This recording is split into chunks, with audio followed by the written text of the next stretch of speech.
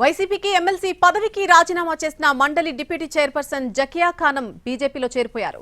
విజయవాడలోని బీజేపీ ఆఫీసులో జకియా ఖానంకు కండువా కప్పి పార్టీలోకి ఆహ్వానించారు పురంధేశ్వరి. జకియా ఖానం బీజేపీలో చేరడం సంతోషమన్నారు పురంధేశ్వరి. దేశ ప్రజలంతా ఒక్కటే అని సమభావంతో అందరినీ కలుపుకుని ముందుకెళ్తామన్నారు.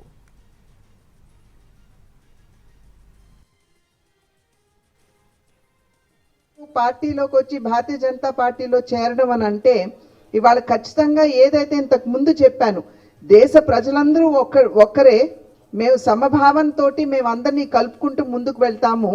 ఒక బలమైనటువంటి నాయకత్వాన్ని దేశానికి అందిస్తూ, దేశాన్ని ప్రగతి పదంలో నడిపిస్తూ, అవినీతి అనేటువంటి పదానికి తావు లేకుండా ఇందాక చెప్పినట్లుగా మేక్ ఇన్ ఇండియా అనేటువంటి అద్భుతమైనటువంటి కార్యక్రమాన్ని ప్రవేశపెట్టి దేశ ప్రగతి దోహదపడుతున్నటువంటి సందర్భంలో వారు భారతీయ జనతా పార్టీలోకి, అందులోనూ ఇందాక చెప్పినట్లుగా సబ్కే సాత్ సబ్కా వికాస్, అందరినీ కలుపుకుంటూ ముందుకు వెళ్దాం.